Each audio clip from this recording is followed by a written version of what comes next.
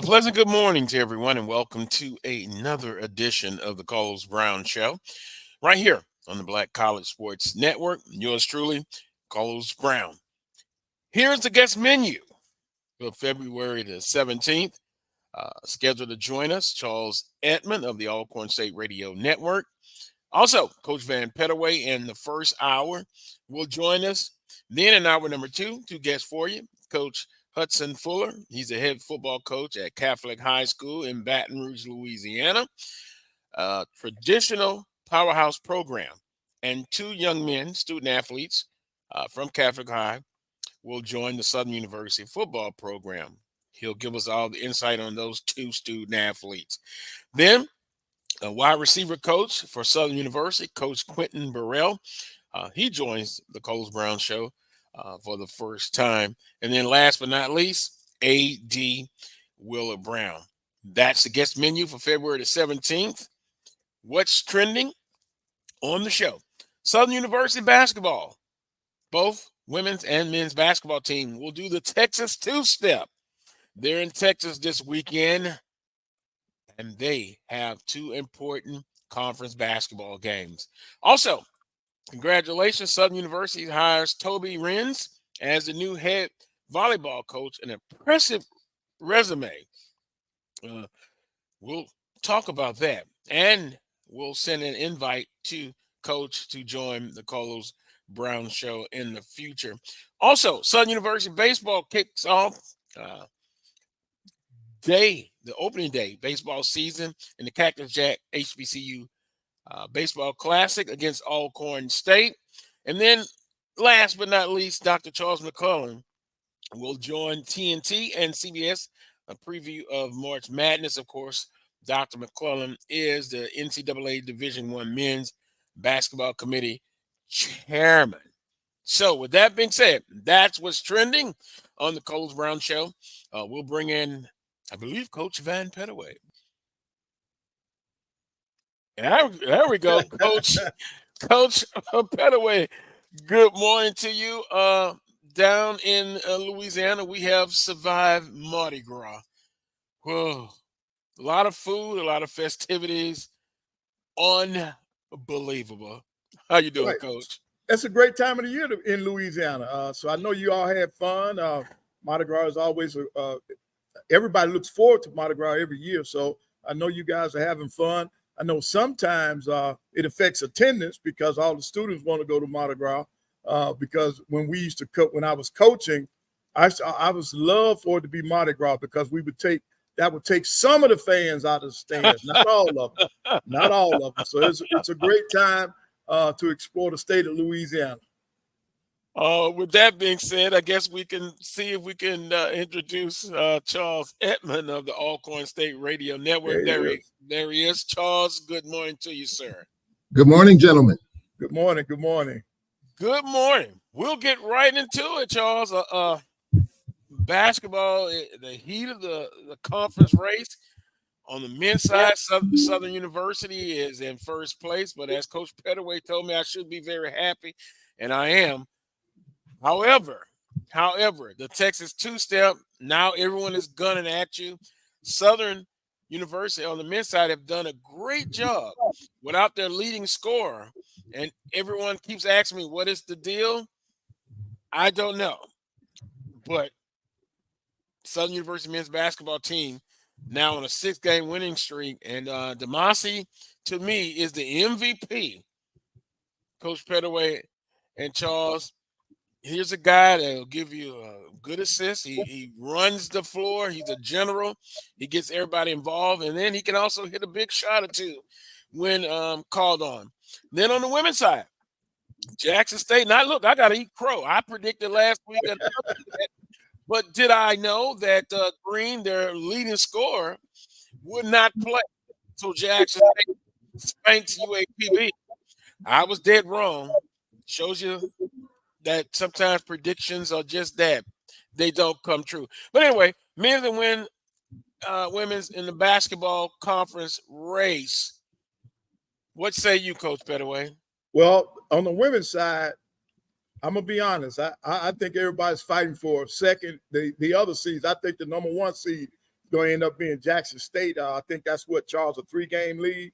So, and I just don't see them losing that many games unless they have just a complete total breakdown. And I don't see that coming. But they've played well. And the team that I thought that was going to give them a fight was Arkansas Pine Bluff.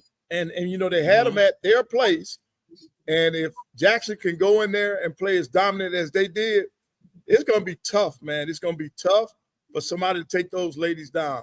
And so when you're looking at Grambling and Arkansas Pine Bluff at 8-3, everybody else is playing for 2 through 8. That's the way I see it. And then when you look down at the bottom, Prairie View, Alabama A&M, Bethune-Cookman, they're at 5 and 6. That's just a big battle, Charles. That's just a big battle for them to come out in terms of seeding. I absolutely agree, Coach Pettaway. And, I previewed that Jackson UAPB women's game was maybe the game of the year at the time on the women's side. UAPB was without 2 players. Zay Green was injured. They were out another player, and yet Jackson State took full advantage. And yes, it is a race for second place, 2 through 8. There's no question that Jackson State is the best team on the women's side. And Carlos, you talk about eating crow. I think we can bring some receipts into this conversation. Remember back when Coach Kevin Johnson was hired? Remember what I said? Well, maybe there's a little bit of slippage in the program. Year 1, got to get acclimated. I say they would be a 6 seed. I said they would be a 6 seed. Look at where they are. Was I dead wrong? Yeah. And they went over Alcorn. Look, you're without the top scorer in the conference. Don't know. I mean, he played 20 minutes right here and had 20 points in the first 20 minutes. And yet Diamasi stepped up. You talked about what he's done. He hit the shot of the year, I think, for Southern right here. Big 3 to help pull that game out. So I think Southern University is in a nice little space right now. They're hot. And right now, I think it's their race. Now, they still got to play Grambling one more time, if I'm not mistaken. And that's going to that will probably determine the regular season title, the way it's going. Now, Texas Southern kind of in and out, up and down a little bit. But I think it's a 2-horse race right now. Texas Southern, Bethune-Cookman is probably the surprise team on the men's side as well. They're right here today.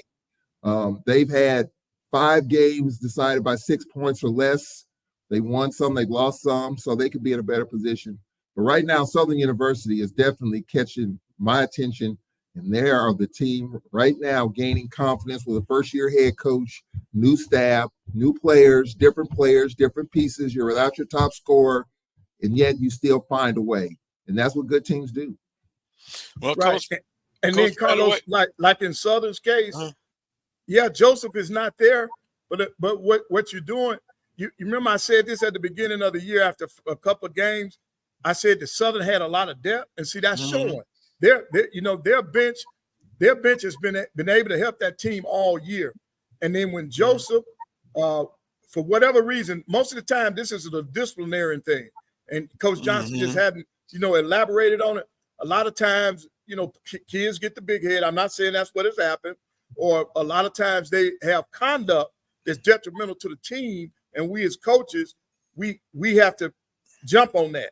And if that's the case, Coach Johnson has done that. But this is what it also does, helps. If this is the case with Joseph, it is showing him that the team can win without him. So that ought to help him in his recovery process, because now he says, hey, I want to be a part of this. So I'm going to do whatever it takes for me to get back. But Coach Johnson is doing an outstanding job. He's not making excuses. He's just going out there playing, man.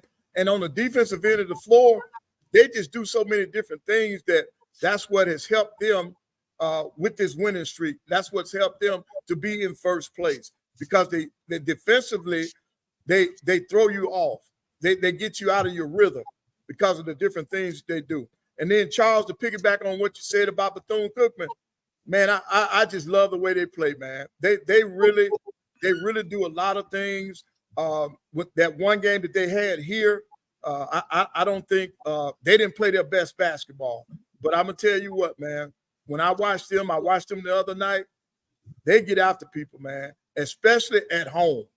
That's a hard out to beat them at home now, because they have a home court advantage. It seems as if that team doesn't give up when they're at home on the men's side. So you got to be ready for them. You got to be ready for Bethune-Cookman down the stretch. And the other thing, Carlos, I'm impressed with Kevin Johnson's demeanor on the sideline. Yep. You talk about, and Coach Pettaway knows players are a reflection of the coach. Got a chance to see Coach Johnson on the sideline when he was here, calm, and I don't know if that's what he really is, but he was calm, and we kept coming at him, and he was calmly making the substitutions. And I think Southern played with a lot of poise. I think Coach Johnson's pretty poised on the sideline. So, we know the previous coach was fire and brimstone. We know that. But Coach Johnson, that's the opposite. And I think his team plays that way. The confidence they had in non-conference, I think that's kind of carried over into conference. They blew the game at Bethune-Cookman, but yet they get right off the mat. And you see they're on this 6-game winning streak and a nice little run. Yeah. And the interesting thing is, and you mentioned it may come down to Southern and Grambling State, but I'm gonna take the road that you got to win it one game at a time, and trust me, you don't think Texas Southern Prairie View will be ready for this Saturday and Monday. So I take a look at it one game at a time, and to your point, Coach Johnson, he really can coach. You see adjustments. Yeah, the team takes on the attributes of the coach as well. And then, too, someone brought it up to me. This time last year and the year before that, Southern was in first place. And then what happened? They crashed.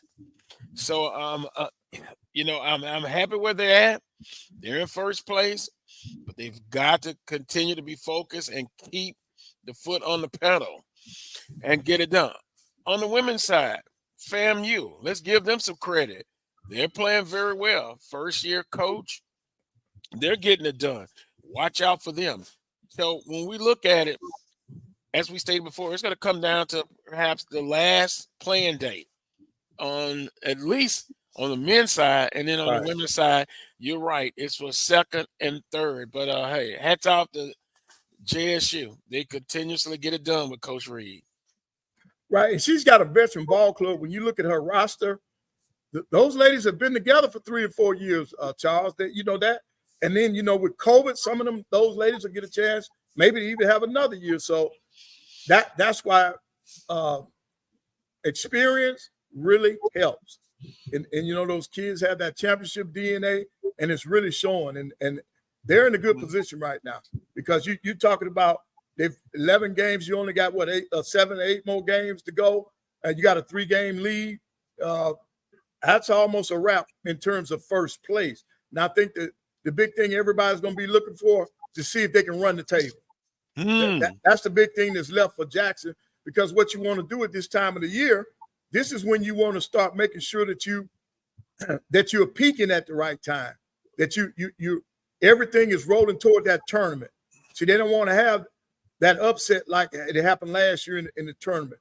So they got to start that process now of going down the stretch, game by game, getting something out of each game, so you build that momentum toward the tournament.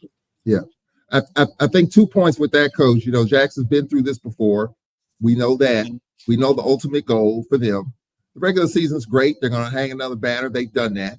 But getting it done in March, where all the spotlight is. Yep. We know what happened against Southern University in the tournament. And all the great things they did in the regular season, no one talked about that. Everyone talked about the game-winning shot that Southern had, and they went to the big dance. So I think they're hungry to get over that hump.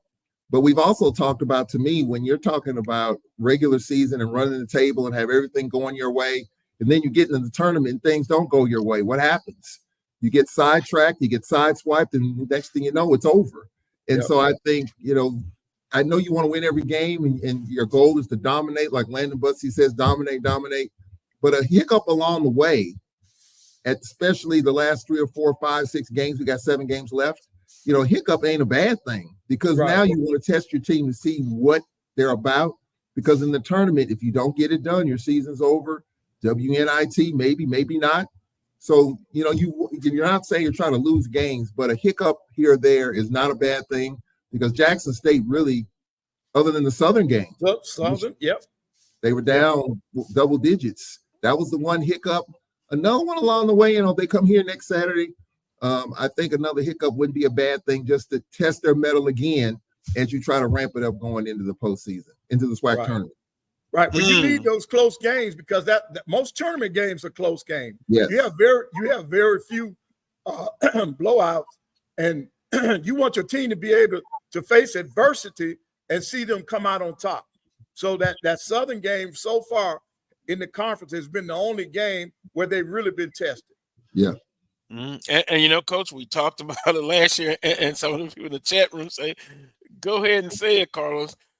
When you look at it, the previous time that they faced them, they win in the SWAC basketball tournament. Up by 15, 17, then they lose that ball game. Let's just put it out there. Southern likes to match up with Jackson State women. Now, someone say, well, no, they're not intimidated. No, they're not.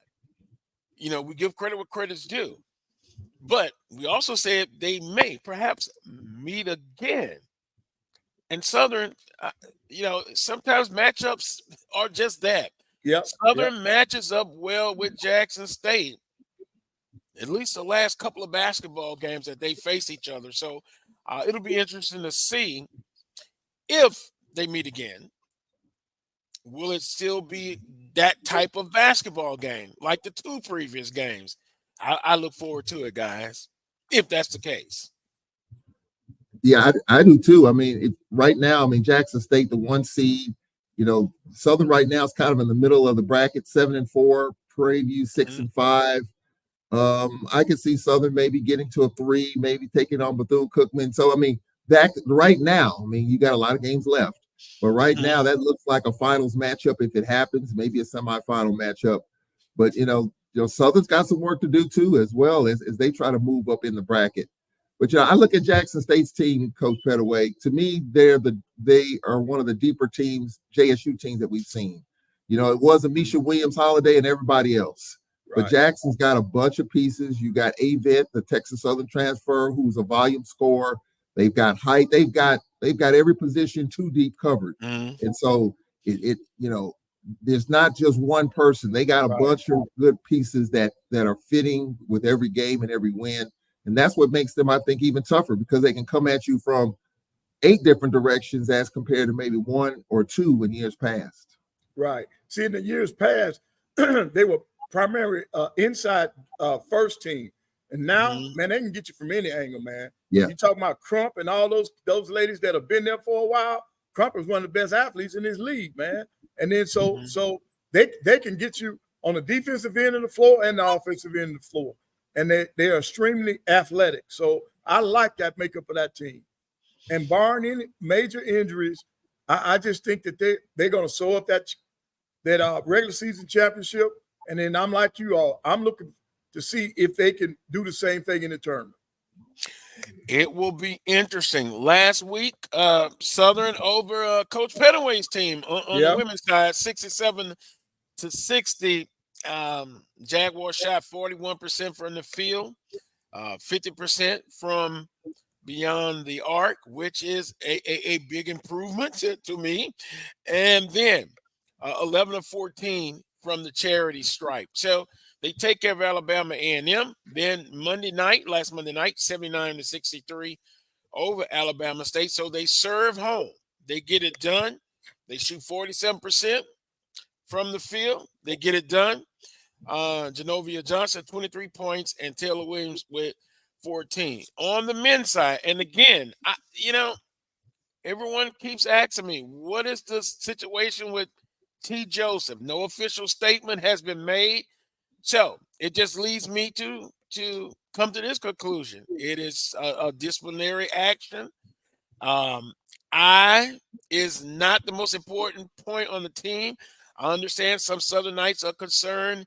You're losing about 20 points a game. But guess what? They were able to overcome that. They're playing better as a team. Good ball movement, good coaching, and good adjustment by the coaches and the coaching staff and the players. So on the men's side, as we pull it up, Alabama State, of course. Well, that's the wrong score.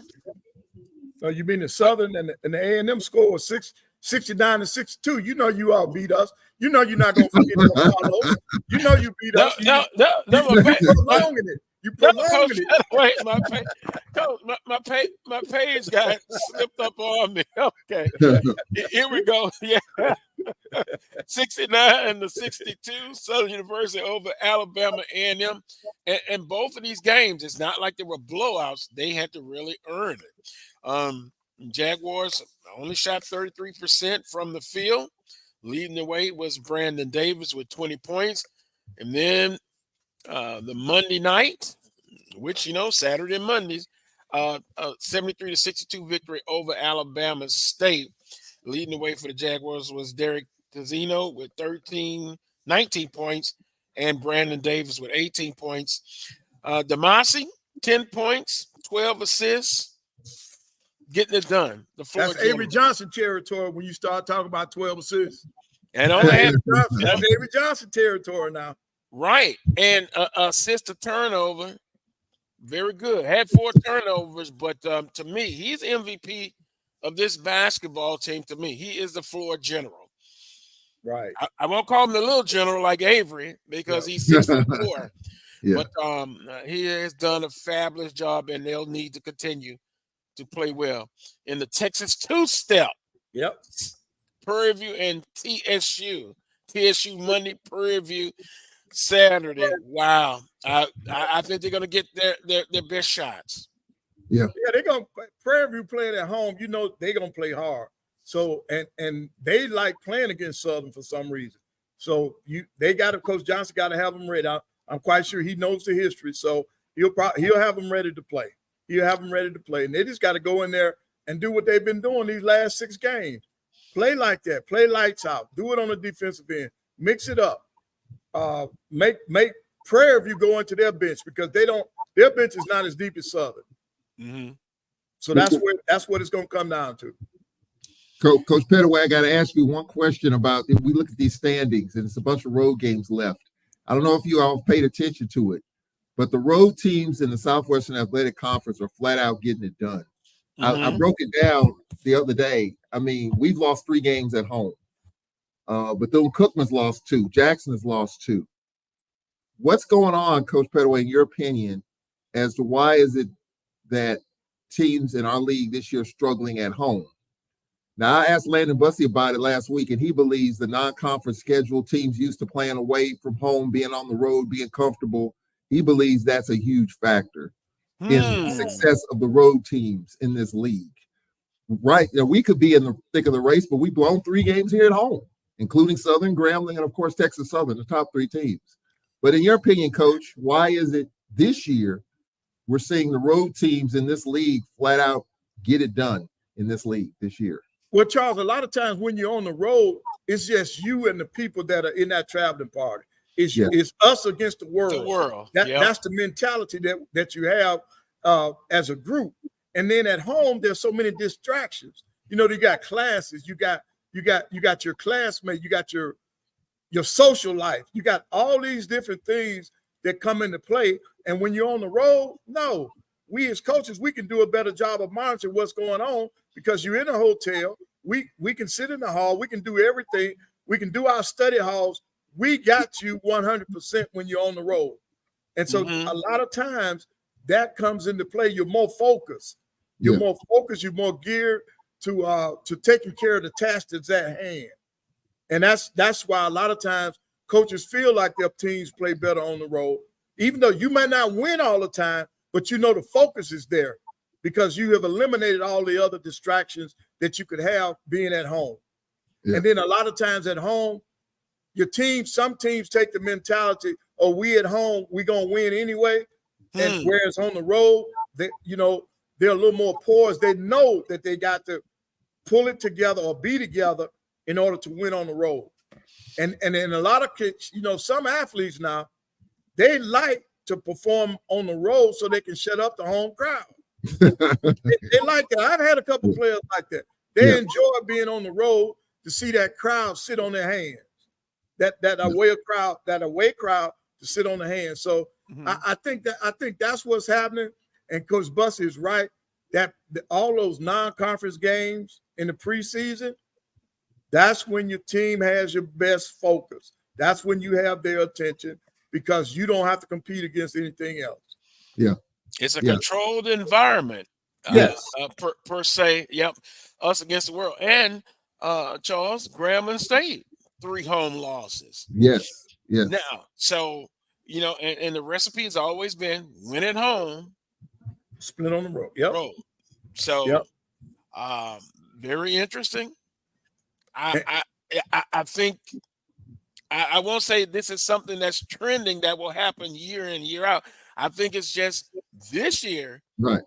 It may be the exception to the rule. Right. I think it'll flip. It'll flip because teams they'll look at it just like Charles just broke it down. Trust me, these coaches gonna break it down and they will look and say, "Hey, man, look how many teams lost at home this year." So they'll be putting more emphasis on trying to turn that around.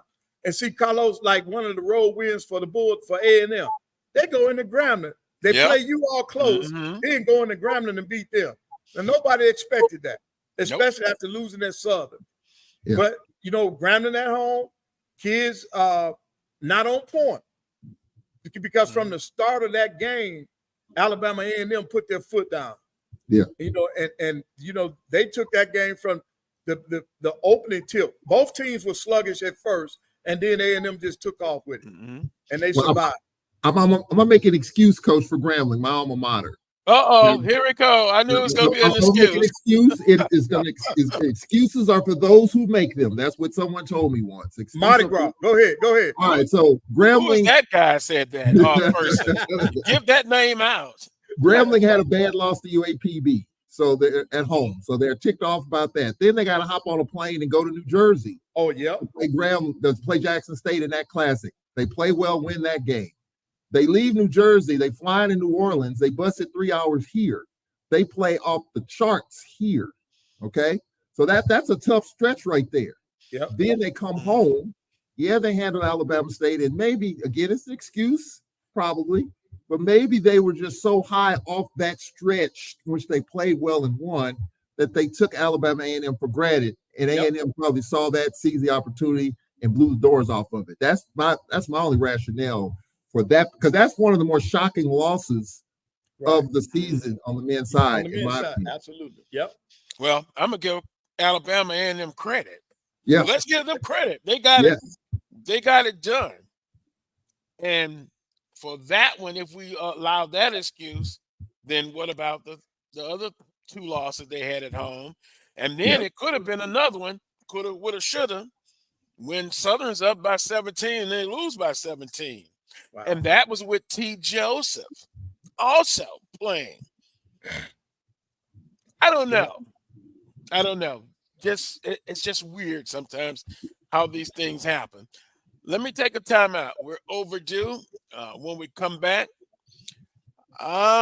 Southern defeats Alcorn in the Cactus Jack HBCU Baseball Classic. Got it off. Alcorn State looks to be improving to me. But Southern was a better team yesterday. Only used 2 pitchers. When we come back, it'll be more of the Carlos Brown Show right here on the Black College Sports Network.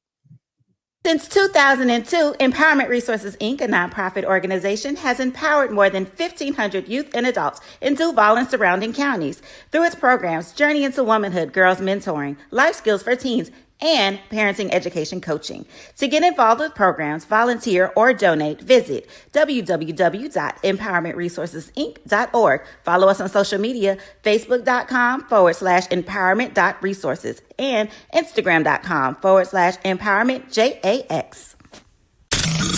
The human voice has always connected audiences with experiences. Major brands all across America have trusted Kever's voice time and time again. Conversational, powerhouse, intelligent, and sincere. That's the voice you need for your creative marketing process. KEAVERSVOICE.com. Kever's Voice, Kever's Voice, Kever'sVoice.com. Always on, all the time. Nope. Come on, him? Ooh, I like him.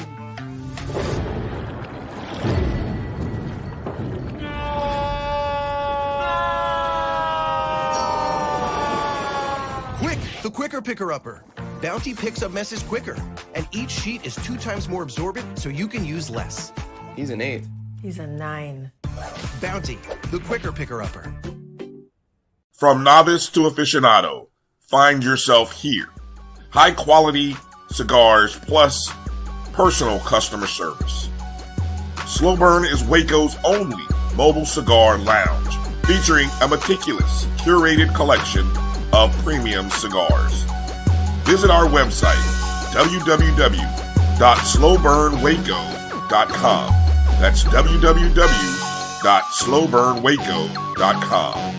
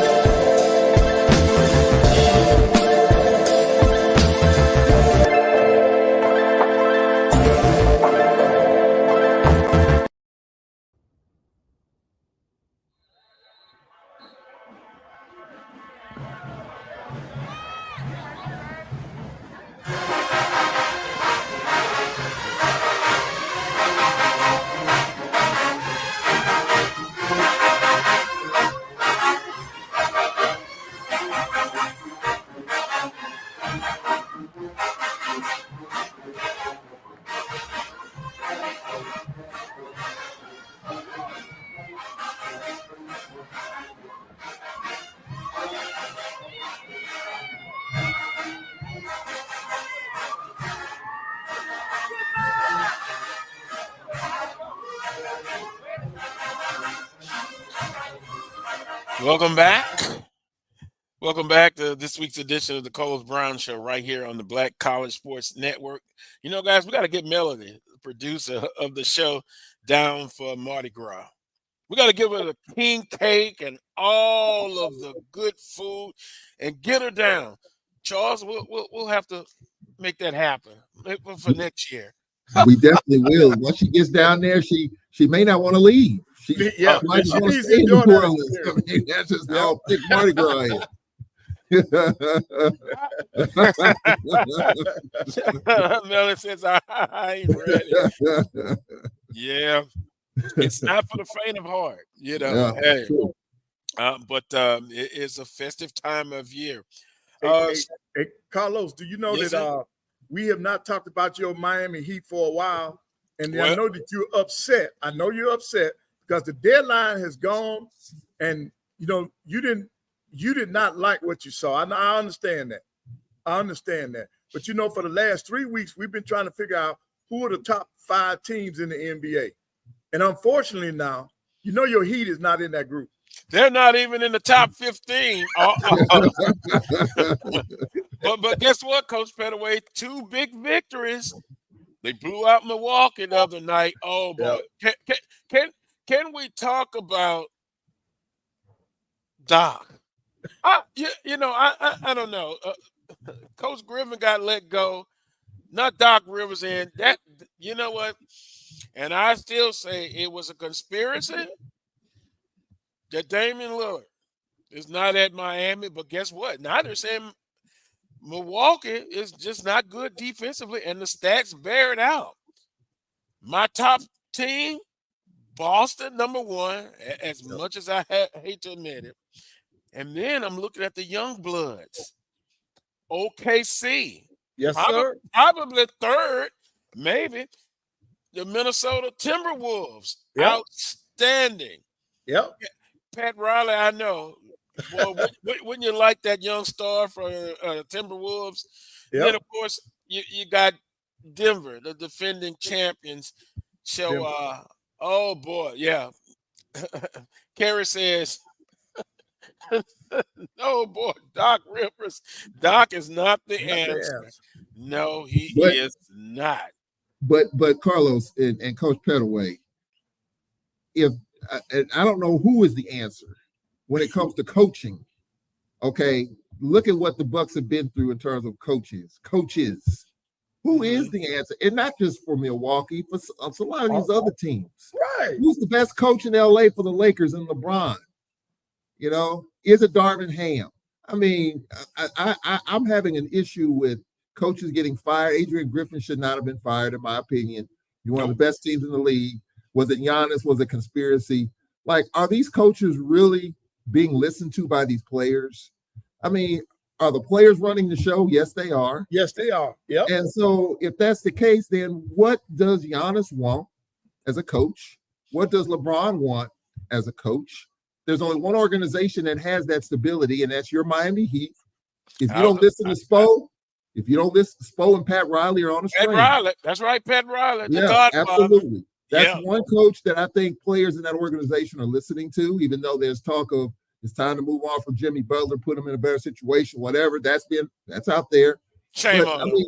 how many of these coaches are really just being listened to? Maybe the coach at Denver because they won the championship, but I'm just beginning to get a little bit perturbed that coaches being let go at a snap of a finger because a star or two wants them gone. And then what do you have to respond to that? I like Doc Rivers, great analyst, but Doc has not gotten it done with the Clippers, Philly. I don't know. I'm just wondering what these NBA players really want in a coach. Right. And see, and that's a trickle-down effect. What you see in the NBA, it's happening for a certain degree, on the collegiate level. You got star players they don't listen to the coaches. And so when they leave college, they get to the NBA, they have that same mentality. And then if they end up being a star, then you see what you see now, where the players are determining who coaches the team. But now we'll go back 2 or 3 years ago, or it might be more than that now. What did Kyrie say? What did Kyrie and Durant say? They didn't need a coach. They didn't need a coach, remember?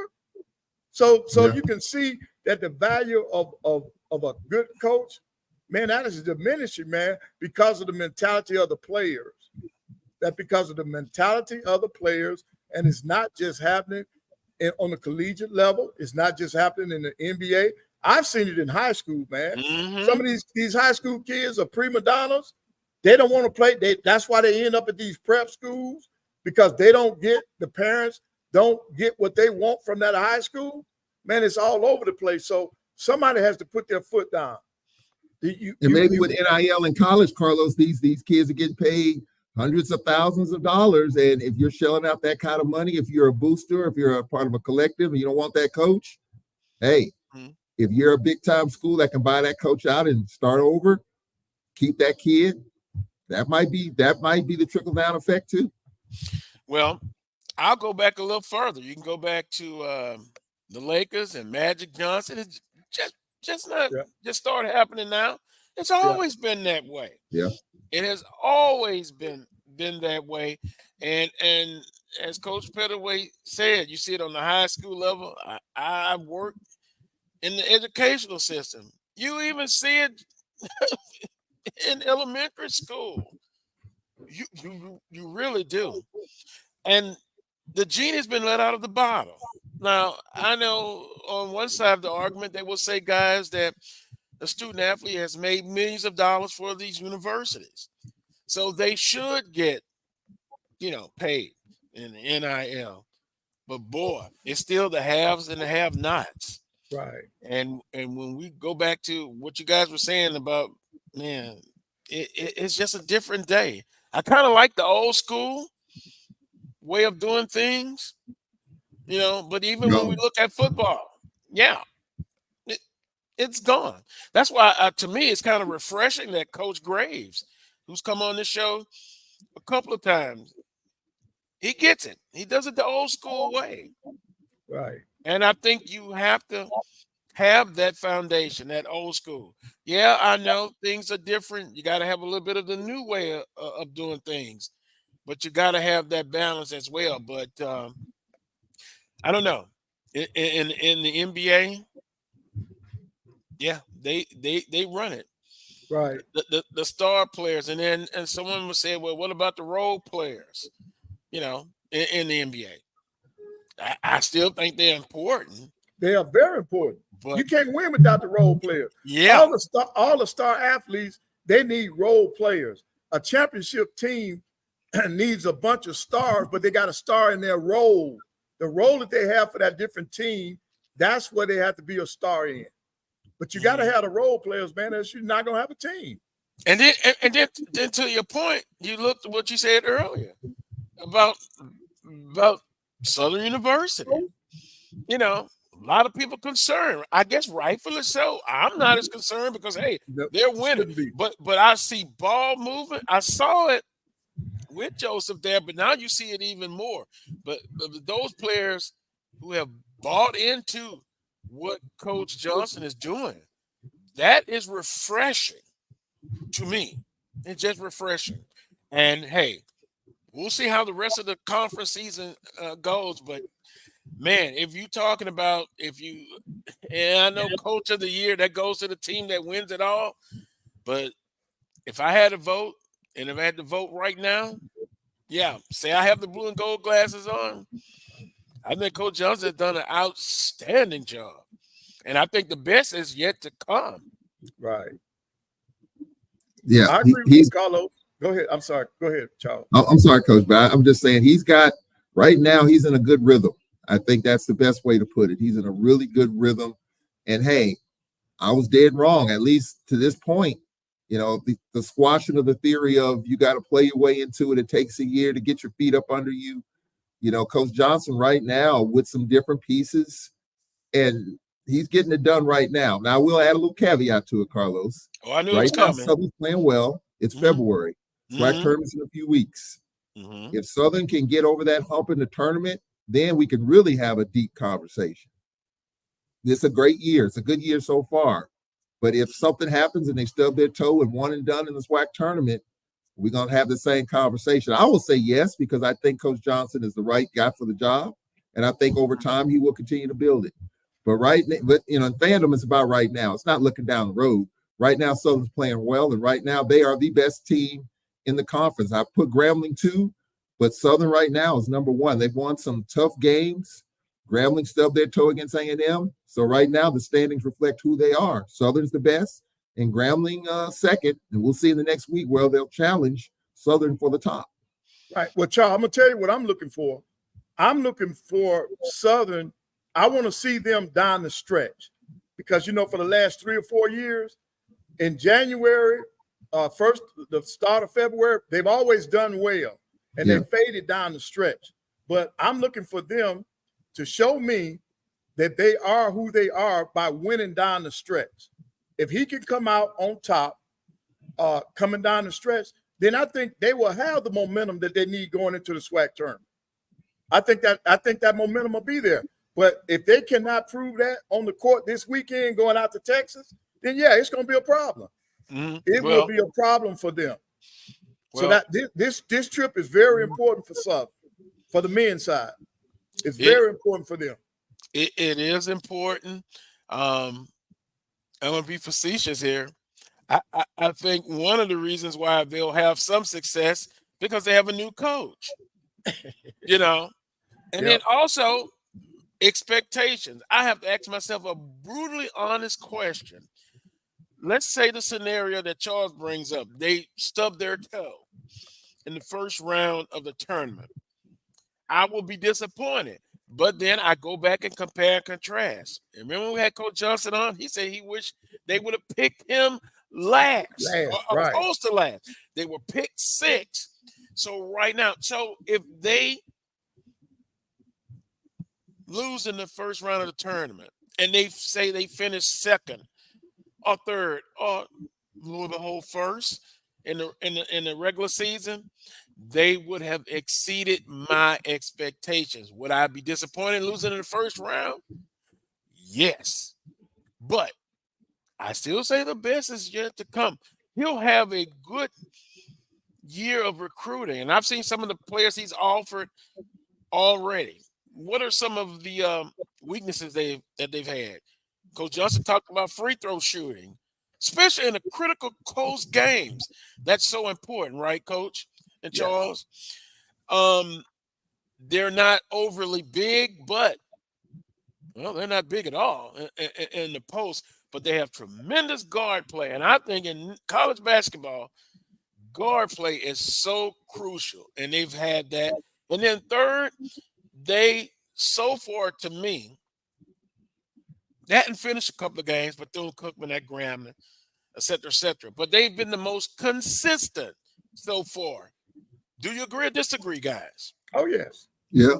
Yep. There's no question about that. I mean, yep. Every team has their tests, and I think Southern, they lost to Grambling. That was a disconcerting loss for anyone that follows the SWAC, including one Carlos Brown. You're up 17, and you lose by 17. I mean, that's a 34-point swing. I mean, that would bother any coach or anybody that follows basketball. But I think Southern has been the model of consistency for the most part. They've had some really good wins, and I think that Jackson Alcorn swing, I saw them for the first time with my own eyes, and I just see a team that looks really confident, looks very poised, and knowing what's going on out there, especially on the road. So I think Southern right now is like I said, Southern's in a good space right now, but there's still 7 games left. You want to stay above water, keep the truck in the middle of the road. You control the regular season. And so, there are going to be some teams coming at you. I mean, there's no question the Texas wing. And look, you're talking about Grambling, that's second. You're talking about Alcorn right now. We're fighting like heck, and we lost 3 at home. And, we got a lot of things we're still trying to figure out defensively. We're a little bit better the last 2 games, but we got to continue to get better. And Landon Bussey is impressing upon these guys to continue to push because we're in a different space. I think Southern's in a different space. Southern's used to being in the middle. They're kind of at the top. We're used to being at the top. And we're fighting to get in the top 8. I mean, if we don't win these 2 games at home, it's going to be I think we're going to get in. Very disappointing, Charles. We got 2 on the road. I think we'll be fine, but not to Landon Bussey's liking. I just talked with him an hour ago, and I'm telling you, he's not happy because we've lost 3 at home. He should be, Charles. He is not happy. He's grouchy. I think they're the most, Charles, I will say this, and people in the chat room, to me, Alcorn has been if we have to, we give the flowers to everyone who's done well, but I would think Alcorn has been the most disappointing team on the men's side. I think that's debatable. Yeah, well, I will say this quickly. I know we're kind of pressed on time, but this is kind of a new team. He's got 3 brand new assistants to start. He's been here 4 years. He's had 3 different groups of assistants, number one. Landon Bussey relies on the transfer portal. The transfer portal giveth, and we won based on the transfer portal. But this year, the transfer portal has taken away from us. We lost 2 great scorers in Dominique Bruton, who was one of the best players coming off the bench in the league last year. He transferred to Cal State Fullerton. Another kid, Keandre Montgomery, who was a top scorer in this conference when he started. There were problems there. He transferred to Tougaloo. Those 2, between those 2, would give you at least 35 a game. So offensively, we're not the same. Defensively, we're not the same. And so Landon Bussey's had to really work hard to really enforce this defensive mindset. So it's been different, but it's been disappointing. There's no question about it. And he's disappointed. And I'm going to say this. Alcorn could be the TSU of 2024. Remember Texas Southern? Made that they run. Up to get in the tournament last year, and they got in the tournament and won the whole thing. I think we could be that team. Now, I think we're going to be in. I think we could be a 6 seed, maybe a 5 seed if things continue, maybe push for a 4. But I think our best basketball is still ahead of us in the most important time in March in Birmingham. Now, we haven't gotten it done in the tournament. Obviously, Texas Southern's been in our way. But I think this team will gel in the next few weeks when everyone's going to be looking at SWAC basketball. Right. Well, currently, Alcorn's in 7th place, and you got Arkansas, Pine Bluff, Prairie View, and Alabama A&M all at 5 and 6. All 3 of those teams are fighting just to get in the tournament. Right. They're fighting to be the number 8 seed. Yeah. Alcorn, I'm like you, Charles. They're in a pretty decent position right now at 6 and 5, so they can move up as far as 5th. In the next couple of weeks. So there's a lot of games to be played, but those 3 teams at the bottom, Prairie View, Arkansas, Pine Bluff, and Alabama A&M, man, they got to get it in the next 2 weeks, man. If they want to make the tournament, they got to play like it. They got to play like that. And then when you look at a team like Prairie View, who is also one of the teams that is used to being at the top, that's why this is a crucial weekend. And I know Coach Smith sees it that way. That's why it's going to be tough on the Jaguars today to go out to Prairie View because they're fighting because PV is fighting to get in the tournament. Right. And that's a lot on the line now. That's why I said I'm always concerned. That's why I say the Texas two-step. It's going to be tough. Yeah, I got a text message. Also, Southern and rebounding, they could improve in that as well. Yeah. I want to mention that, but I don't know. Very convincing, Charles and Coach Pettaway, but somehow I'm just not convinced 100% about Alcorn. Well, I'm gonna add another little caveat. Now you can't discount any game, but the way the SWAC format is in scheduling, some teams are only gonna play one time, right? Right. There are four teams you're gonna see once. Last year we were 3-1 against those teams that we saw one time. We beat Grambling, we lost to Southern, we beat Alabama State and A&M. This year we're 1-3 against those teams. The only team we beat was A&M. Coach Pettaway was there, and we were lucky to get out of Huntsville with that one. Right. So those three losses are huge. We lost to TSU. Okay, that's one that's out of that. We play them twice, but we lost to Grambling and Southern. That hurts. Yep. That's going to prevent us from moving up too far up the ladder. That's why I said a 4 or 5, because we don't have the tiebreaker on those teams that we play once, and we hope those teams stumble like a Southern or Grambling. Could happen, probably not. So I think that's another piece too. But I think for Alcorn, I think our best basketball is still yet to be played. I think we're going to be tested today with Bethune-Cookman. Reggie Theus is doing a really good job. Yeah. We got to get this one if we want to hope to move up. If not, we're going to be sitting right in the middle of the quagmire and hoping for some other stuff to happen, and we got to pick ourselves up off the deck. 4 or 5 minutes left, and Charles and Coach Pettaway will have to get ready for their broadcast, so we appreciate them coming on. Games to watch for both today and Monday. And I'm taking a peek in the chat room, and great discussion as usual. I still say FAMU women, I'm giving them the special kudos. They're doing very good, and they're moving up. I circle them, watch them as far as when the rest of the conference season and then in tournament action. They have really improved. UAPB women, we'll have to see their leading scorer. Their other injured player, will they come back? I still think they're tough. And then Grambling State women, of course, tough as well. And you notice Southern University, they have some work ahead of them, as far as the women's side. But a women's game that you're looking for this weekend and a men's game. Well, for me on the women's side, I'm more interested in what your Southern Jaguars going to do at PV, because normally on the women's side now, Coach Pugh has them ready to play when she goes against Southern. That's on the women's side. On the men's side, here I got 3 games. I got Bethune at Alcorn is a big game. I got Grambling. Are they for real? Are Grambling men for real? Because they go into Texas Southern. And they're on the road. Yep. And then the game. They're on the road. They'll be and the game we've been talking about, Southern at PV. So on the men's side, I would have to take the 3, those 3 games. That's what I'm looking. I'm looking at those results. Charles, and then we'll get in quickly about Dr. McClellan and being on the special with TNT Sports and CBS Sports previewing March Madness. But Charles? On the women's side, the one game is going to be intriguing to me. And we talked about FAMU. They got a player, Grizzle, who is one of the better players in this conference. Grizzle, I mean, she just shot lights out against us when we went down there. She'll be here Monday night. I want to see how FAMU steps up in a big-time environment trying to knock off Jackson State. That's an intriguing matchup for me. I think Jackson State will get it, but I want to see if Grizzle can continue to – I mean, she's averaging almost 30 a game, if I'm not mistaken, like 27 or 28 the last 4 games.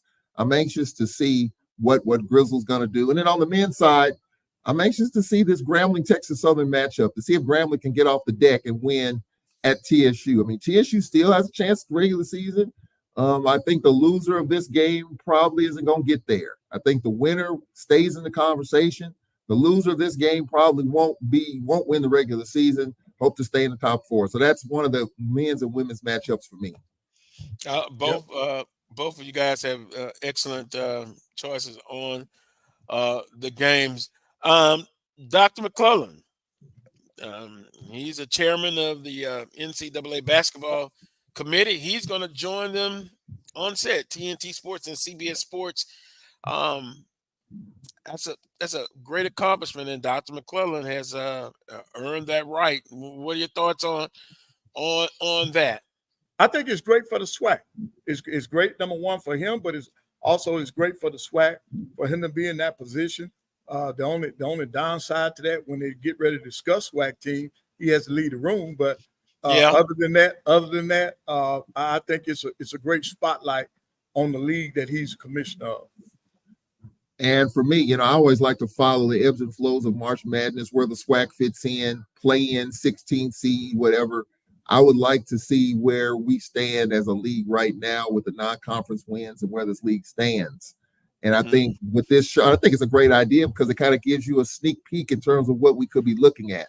I don't think much is going to change in terms of the SWAC seeding. I don't. Right. I've said it. November, December is where that's determined. We won a handful of games, yes, but not enough to move the needle to move up as far as a conference as a whole. So I think what you see today is probably the way it's going to be in March. Maybe move up a half a notch or maybe one slot.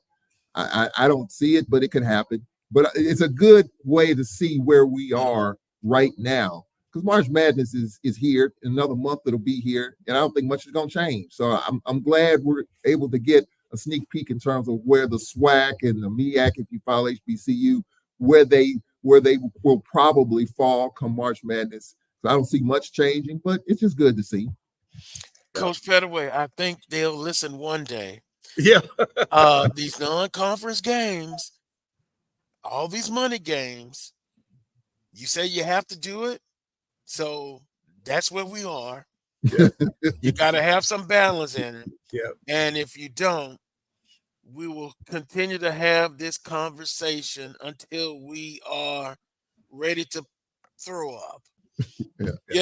It's just, it is what it is, Coach. They know what has to be done, and they won't do it. They won't listen to you. They won't listen to you. So, yeah, we got a few more victories, but we need a lot more, and we got to have better scheduling and balance. We've said that about 100,000 times over the last 20 years. Hopefully, it'll change. Don't see it. Nope. Don't see it. Well, on that note, guys, you have a great broadcast. We got A.D. Wheeler Brown standing by. Also, I'm scheduled to talk with Coach Hudson Fuller. Looking forward to that. And also Coach Quentin Burrell. Played at Notre Dame, coached at Grambling State, now the wide receiver coach at Southern University. So we'll talk about that. Guys, have a great broadcast. Last week, Coach I did it for you. I did it for you. I did it in your absence, Charles. and Coach Pettaway, when the next contract comes up, I'll have to bring that up. We might have to put that not to do it, but anyway, all right. We appreciate it. We'll see you next week. All right, guys. All right. We'll take a timeout. When we come back, A.D. Wheeler Brown, we continue with the Carlos Brown Show right here on the Black College Sports Network.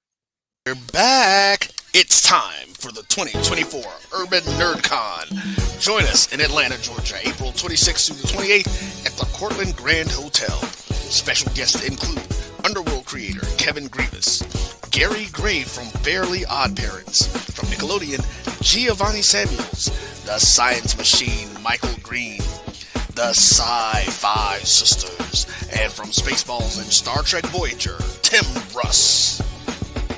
Hi, I'm Tim Russ. Join me April 26th through the 28th at the Cortland Grand Hotel in Atlanta, Georgia for the Urban NerdCon. Our heroes, our villains, our stories.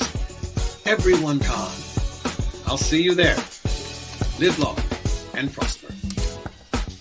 Visit theurbannerdcon.net to get your buy one, get one free badges before the price increases. Remember, our heroes, our villains, our stories. Everyone's con. See you there.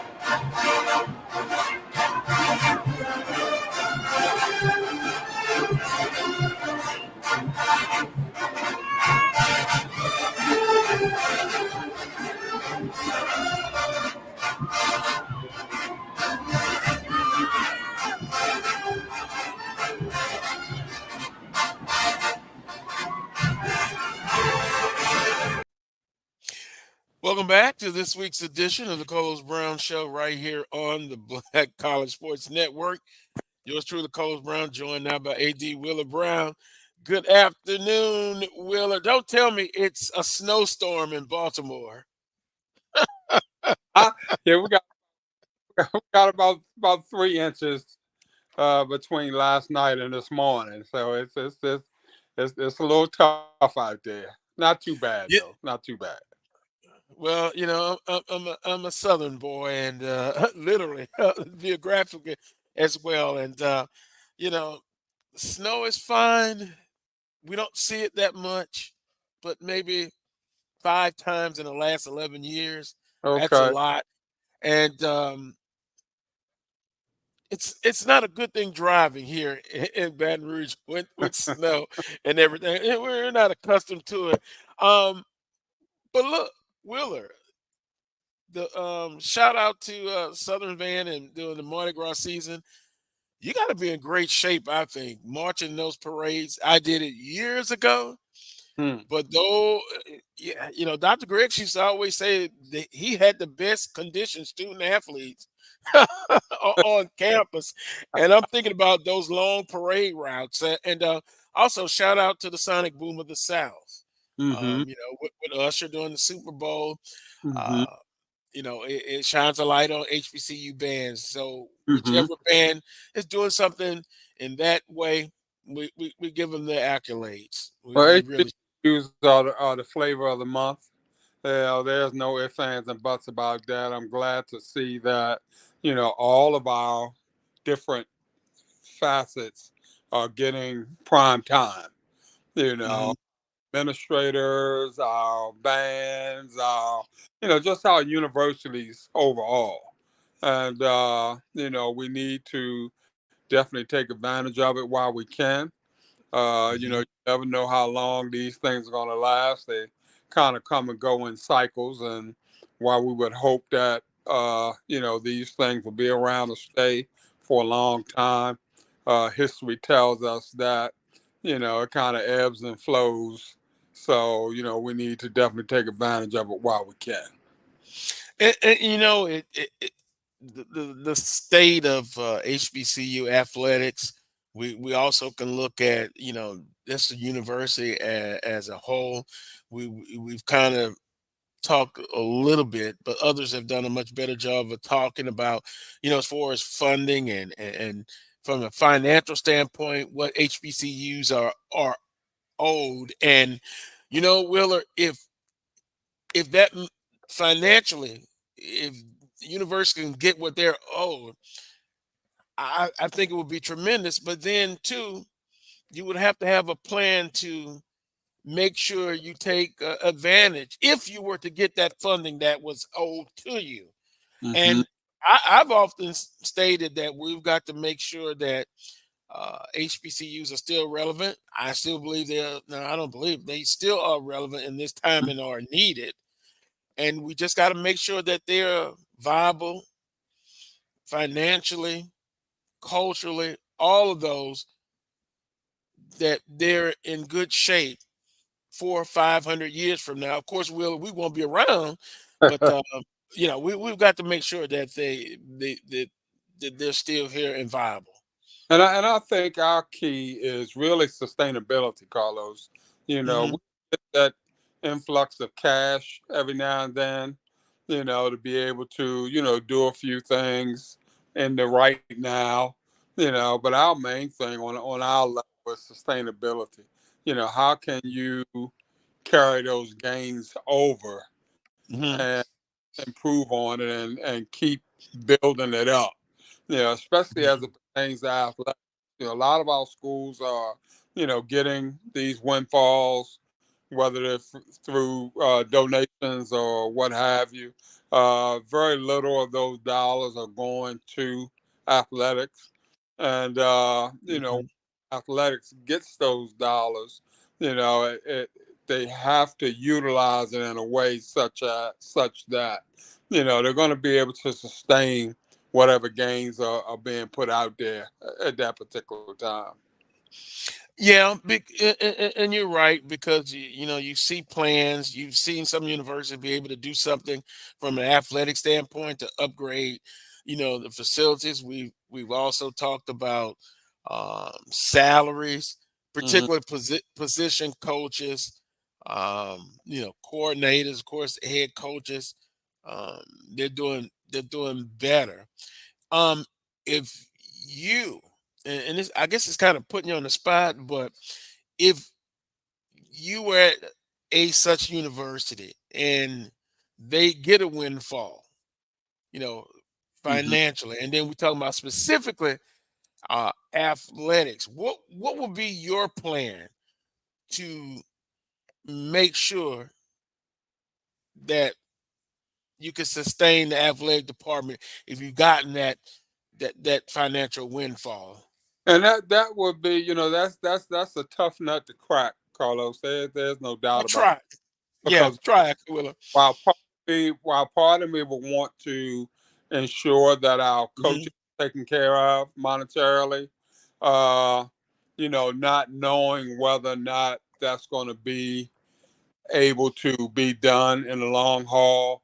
I mean, right off the bat, I think you look at some type of bonus type situation, for your coaches, that sort of thing, as opposed to trying to add on to their particular salaries. You want to do something in the right now to let them know that you Hmm. appreciate them, that sort of thing. The other things that you can do that you don't have to really worry about sustainability is, like infrastructure type things like locker rooms and, facilities and things of that nature. And so, while you want to take care of the coaches and, ensure that they are reaping some of that windfall, because that long term, may not be something you're able to do year in and year out. You might want to look at it in terms of bonuses, that sort of thing.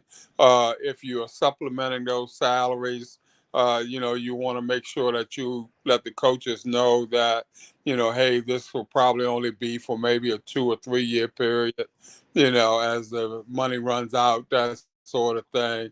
Other than that, Carlos, if you can get with institution advancement, see how they are investing, their particular Hmm. dollars, that sort of thing, and see if it's feasible that athletics can, piggyback on some of the things that they're doing, because obviously they're getting funds on a regular basis, and hopefully they probably have some mechanisms in place to kind of ensure that they're able to sustain some things. Endowments and things like that are big, but in order to reap a windfall from an endowment, you got to have a big endowment to begin with. So it's not something where you can throw a few $1,000s into an endowment and then just take the interest off the endowment every year. If you're talking $50,000, $60,000, you're not really going to move the needle that much, that sort of thing. Hmm. you know Yeah. you need some people in your corner that know how to do these things, that are abreast that what it takes in order to make these kind of things happen, and that are willing to partner with you in terms of looking into different and creative ways to get those things done. So we're kind of, we've often talked about short term goals and long terms, and you got to do a little bit of uh, both.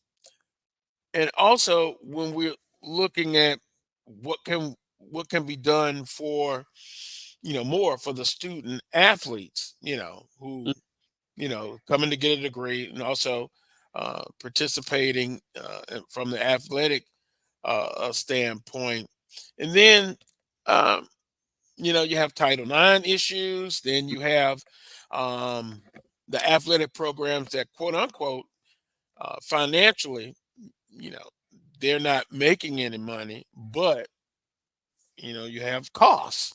Mm-hmm. And so I try to understand. I understand it's tough. It's tough. And so that partnership between the academic side and the athletic side, because of course it comes under the university, they Mm-hmm. definitely have to communicate. They definitely have to have a plan, and they definitely have to work together. Yeah, there's no doubt about that. No doubt about that whatsoever.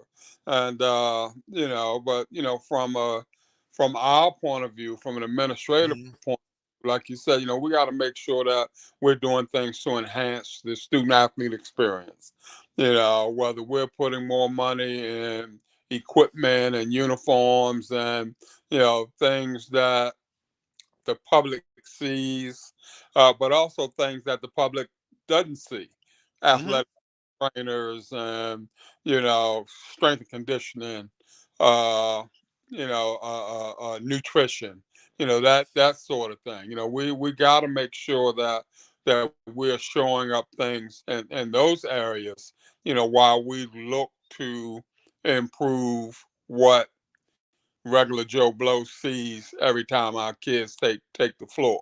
We have to improve on the things that regular Joe Blow does not see, and we gotta take care of that. Scholarships Mhm. gotta be where they Mhm. need. There's no doubt about that, and we just gotta take care of those things, Carlos, as difficult as may be. Yeah, because even from uh, traveling, the teams travel, the Mm-hmm. itinerary, also the liability, insurance Mm-hmm. at the university had to take out. Some of those things I didn't think about it till a few years ago, and had it explained to me, and maybe I need another refresher course. But Mm-hmm. those are some of the things that hey, you have to Mm-hmm.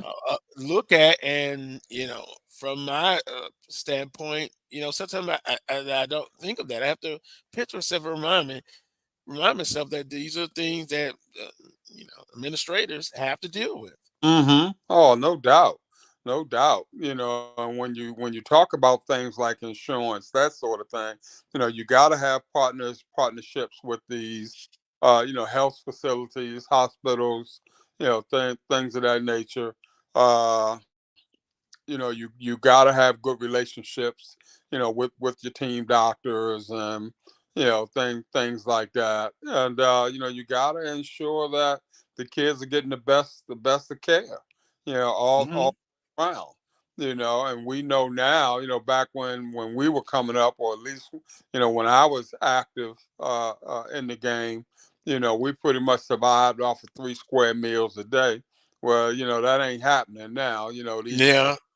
Yeah. and every time you turn around, they're putting something in their mouths, that sort of thing. But they just need so much more now. Hmm. So you got to have the snacks available, and all those kinds of things. And kids talk, Carlos. So they're your biggest advocate, or could be your biggest headache. If Hmm. they treated right. They're out there, they're talking about, how well they're being treated. And the flip side of that is also the same.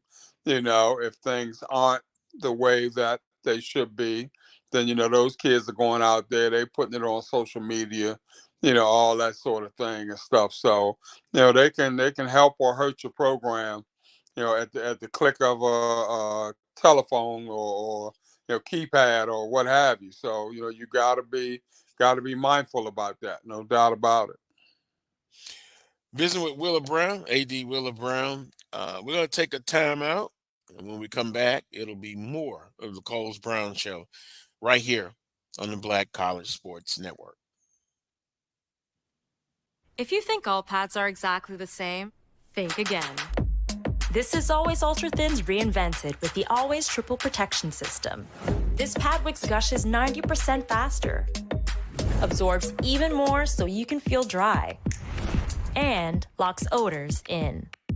Rethink your pad for up to 100% leak-free and odor-free comfort with the totally reinvented Always Ultra Thins. This is always like never before. The Cuvée Group is a Florida-based marketing and training consulting firm. We help businesses communicate to their target audience and engage them in conversation.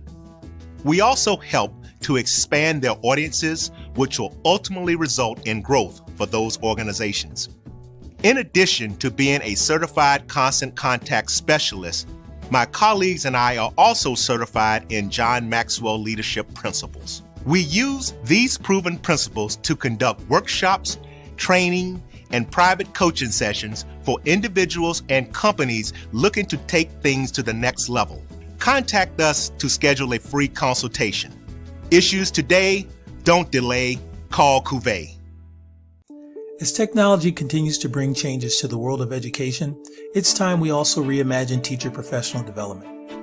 Gone are the days of one-size-fits-all learning that can only be accessed at a specific time and place.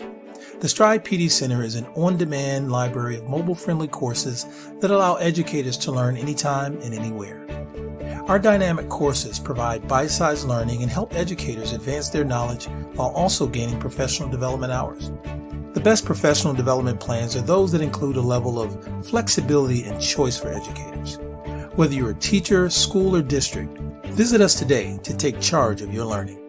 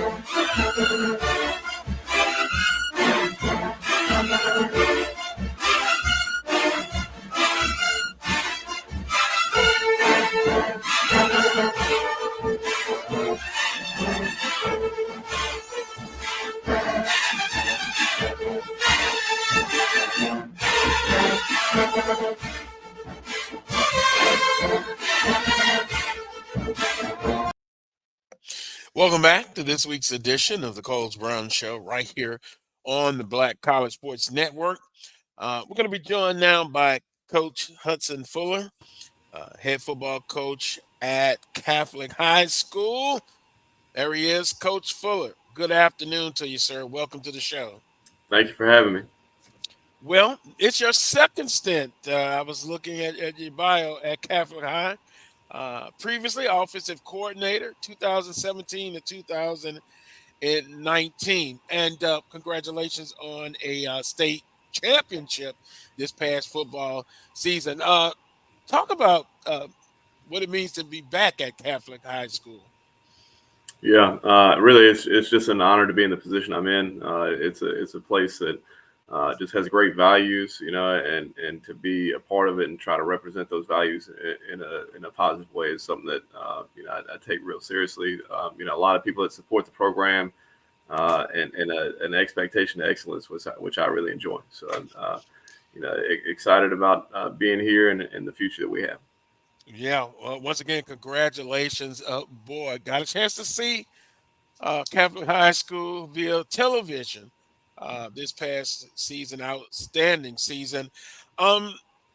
Two players that will be furthering their careers at Southern University, Barry Remo II, a running back, and Jalen Wood.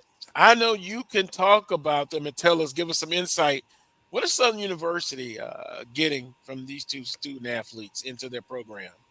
Yeah, I mean, obviously they're great football players. I think they wouldn't be getting the opportunity if they weren't. But the biggest thing is their character and the people that they are.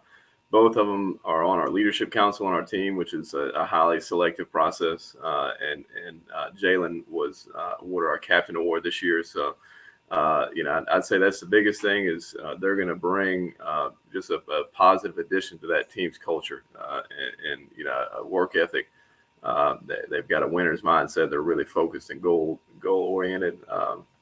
Jalen, he plays defensive back and corner, and just a really tough and gritty kid, and always somebody that was kind of the best with his back against the wall. Didn't care, if he was getting credit for things or not. He was, just wanting to compete and win. And Barry, really kind of a quiet leader for us, but somebody who, everywhere he goes, people respect him. And he was at his best in the biggest games. Each game throughout the course of the year that we played a bunch of them, but the big ones, he stepped up. I think you saw it the most in the state championship. He had a great night that night, and he's the guy that always kind of rises to the occasion. And you talked about, and that was going to be actually my next question. You already covered it about these two individuals off the field. Where do you see, if we kind of can project in the future, what do you see their impact in a year or two at Southern University? Yeah, on the field, I think they're going to be able to contribute and help wherever they fit within the depth charts and things like that. But one thing I can say without a shadow of a doubt is they're going to be able to lead. Whether they're playing early or not, I think they're going to be people that they know how to do things the right way, and so they're going to be able to step in and help that team work towards being great and be good people in the locker room. They're going to take care of their business in the classroom, things like that. So, I think that's really going to be the biggest thing that they're going to start with, regardless of where they're at on the depth chart, is they're going to be people that really help this team by being leaders from the get-go.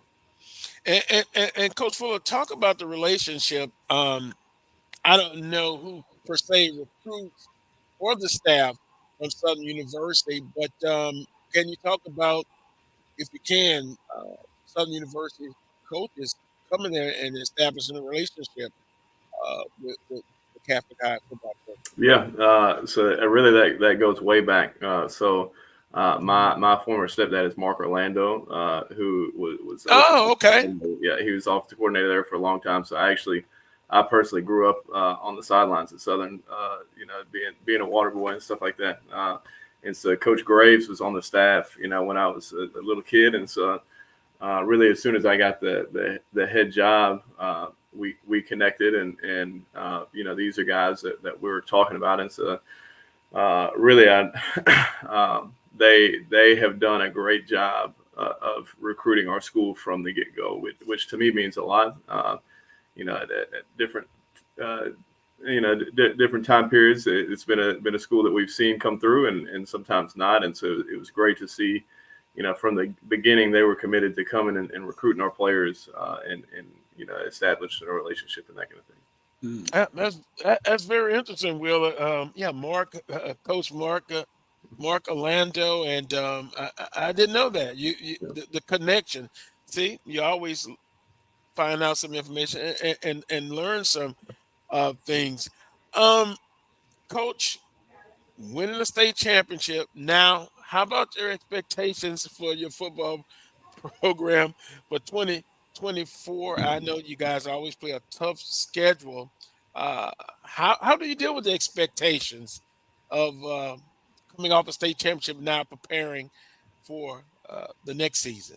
Yeah, the biggest challenge of high expectations is sometimes people can lose sight of what created those expectations in the first place. So that's kind of the biggest thing for us is we got to focus on getting better.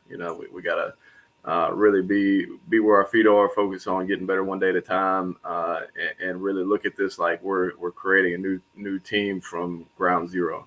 And that's really kind of our process every off season, regardless of how the season before ended.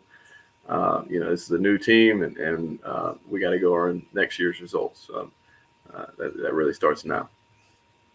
Wheeler, if you have a question for Coach Fuller, Coach, jump right in. Coach, how do you manage the expectations? Yeah, I know your program has a history of doing well and always doing well. How do you manage that year in and year out?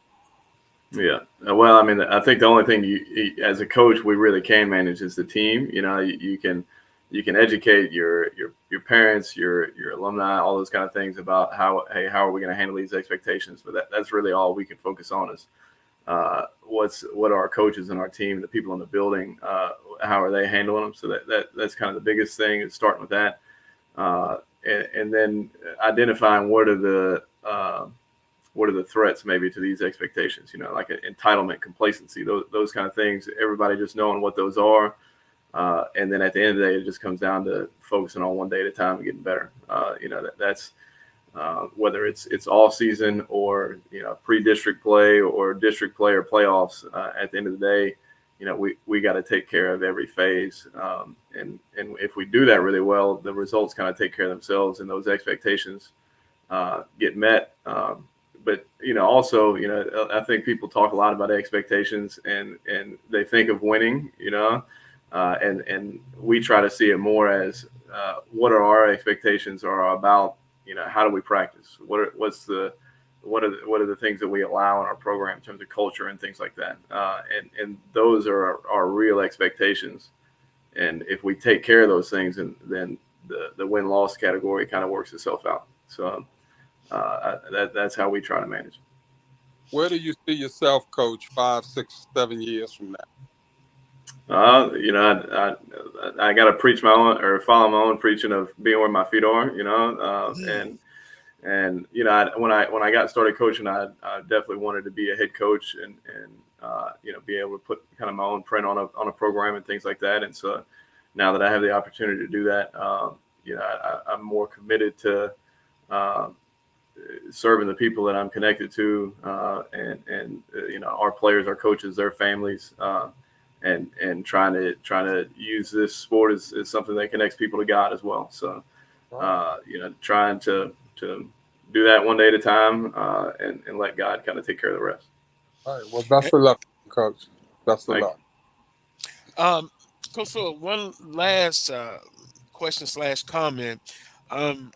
On the show, we've talked about the impact of the transfer portal, and for your program, a lot of your student athletes, not only on the football team but throughout the other athletic sports, they have the opportunity to go on to the next level. Do you have discussions with parents who are concerned with the transfer portal, now less opportunities for high school students to go to the next level? And if they do have the concerns, how do you kind of relate to them that it's still other opportunities, albeit not on the FBS level, but on FCS level, Division II, etc.? Yeah, everywhere you go, everybody wants to play Division I sports. That's kind of the goal of everybody. And that, because of the way that things have worked, well, now there's more people, inside of college that are working towards that level. So for us, one, trying to learn on the go and see, how this rule change, what kind of evolution we have to make on the high school side. That's still something I personally am trying to figure out so that we can counsel our families and things like that the best. But at the end of the day, there's still people playing Division I football, FCS football, Division II football. So those opportunities are still there. The way that people move into those opportunities, I think, is something that has changed. And so, from our side, in terms of the high school athlete, just their willingness to take maybe a different path, not change the goal, but know that, hey, the path may look different than it's looked for people in the last 20, 30 years. And I think the more kind of open to those different possibilities people are, the less, an all or nothing mindset they take, a lot of times the better off those situations can work. So. Well, I believe Southern University of getting two excellent student athletes to their program. They come from a winning program, a disciplined program, a strong academic program. So I look forward to seeing Wood and Remo just contributing and doing a great job. And hopefully what I've learned today, that the relationship between Southern University and Catholic High football program will continue to flourish, Coach. Yeah, absolutely. So really excited for them and proud of them for their hard work to get them to this moment, and excited to have them here close to home so we can watch them play. So, thank you guys for having me today, and look forward to watching these guys in the Southern program in the future. And best of luck. We appreciate the time, man. Best of luck and success for the 2024 football season, Catholic High. Appreciate the time, Coach. Enjoy the rest of your weekend. Awesome. Thank you. All righty. That was Coach Hudson Fuller, and I had him on to Wheeler to talk about their program. They have an outstanding program, and it's always about building relationships. And I to learn that he had a relationship with Coach Graves, and I didn't know about Coach his relationship with Coach Mark Orlando, former Southern University offensive coordinator. So hey, you live and learn. It's always fun. It's good to find out new information. Well, it's always great when, people can come on and sing praises about your coaching staff and, that sort of thing. When I was at a few schools, AD always feels the complaints about, well, I haven't seen a football coach and I don't know how long, or not coming by the school and all that sort of thing and stuff. So, it's great for folk to come on your show that's in that arena, and talk about the relationships that they have with, the current coaching staff and things of that nature. And so that's refreshing right there, Carlos. No doubt about that.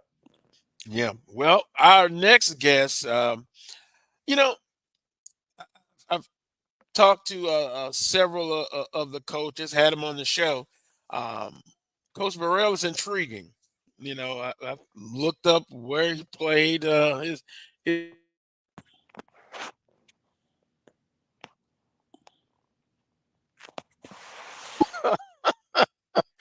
Grambling State University. But hey, we've got to give love to HBCUs, although they are rivals. It is an important thing. So we'll bring in Coach Burrell right now, and there he is. I want to say good morning, but it's actually afternoon. Coach Burrell, good afternoon. Welcome to the Carlos Brown Show. Good afternoon. Good afternoon. Thank you for having me. Can you hear me? Yeah. Hear you pretty good. You came in on Southern staff, and I don't know. A lot of people may have noticed it, but you kind of came in kind of quietly. But your football resume, your coaching resume, I must say, is outstanding. Talk about now coaching at Southern University with not unlike any other fan base, a very rabid fan base. And now you get a chance to coach on both sides of a tremendous rivalry in HBCU football. But talk about coming to Southern University. Well, I'll tell you what, just coming to Southern, it was kind of a surreal feeling, because, especially because, my ties, being growing up being a Grambling fan, and growing up with most of my family, a majority of my family going to Grambling State University.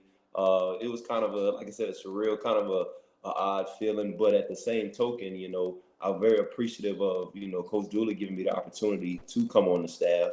And then it's at the end of the day, I've formed a bunch of great bonds within this year of Southern Knights, alums, just passionate fans of the Jaguar Nation. So it's kind of like, just being back at home, both, fan bases are very passionate, whether you're from Southern or Grambling, and you appreciate that. But at the same token, I'm just very appreciative of the opportunity. Now, Coach Burrell, did your family give you like the nice little ribbing? Like you're not coaching at Southern? They some of them did, but at the same token, like my mother, who's actually a Grambling alum, she's always been supportive wherever I've been, whether I've been coaching or playing. So at the same token, I was always told you always want to go where you want and not tolerate it. So I was fortunate enough to be a part of Grambling staff from 2016 to 2021 under Coach Fobbs. They chose to go a different direction. And when Coach Hugh Jackson came in, they obviously chose to go a whole different direction with the staff. Right. And I was one of the, guys who got let go. So I took a year off, 22. Then last year in 23, got a phone call from Coach Dooley and also Coach Graves as well, because we all coached together at Grambling in 2016 and 2017 with me and Coach Graves through 21. So, it's a relationship business. And I was very appreciative of the opportunity that he gave me because, we worked together, and just him just entrusted in me of being able to coach the wide receivers. Again, I was just very, very thankful for the opportunity. Now, last year, that wide receiver room, I know last year's come and gone, but did it give you a chance to kind of use your pedigree as far as you being a position coach, and talk about that year, and then we'll transition into this upcoming season. Some new people, of course, but then some that are returning. But how is the wide receiver room? Well, last year, I got in, I would say kind of late, almost right before camp. Got here in July, so I kind of had to hit the ground running, because I missed all the spring, most of the summer as well. So, I kind of had to hit the ground running, going right directly into the season. But I think that, I tried to entrench in them some of my core values that I believe in as a coach. And that's, one is just being tough, mental and physical toughness, which I think I did. But at the same token, I wasn't able to get my full imprint on it because I didn't have a full year with them. Right. But I did. I was pleased with what we accomplished. We had a lot of seniors last year, but we also had a lot of young guys who stepped up to the plate, and who I'm really looking forward to this year as far as taking their game to the next level. And specifically, guys like Chandler Whitfield, Darren Morris, and then we have a guy named Tyler Kirkwood who was ineligible last year, but will be back this year. So we're looking for big things from him as well.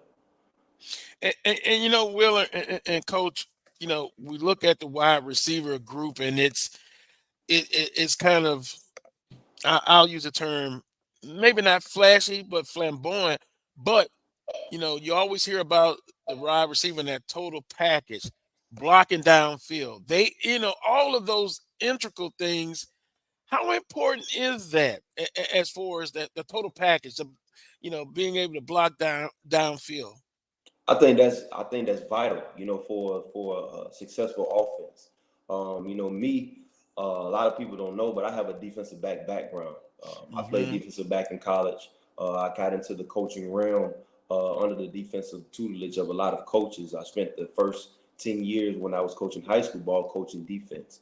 I switched over to offense actually in 2018 when Coach Fobbs gave me an opportunity to switch over to offense. So, I wanted to instill into the guys that, little things such as blocking downfield is paramount to the success of an offense. And it also tells you also from a mentality standpoint that, wide receivers have the notion of quote unquote sometimes being prima donnas and, things of that nature, when I wanted to instill in my guys, man, we block, catch, whatever.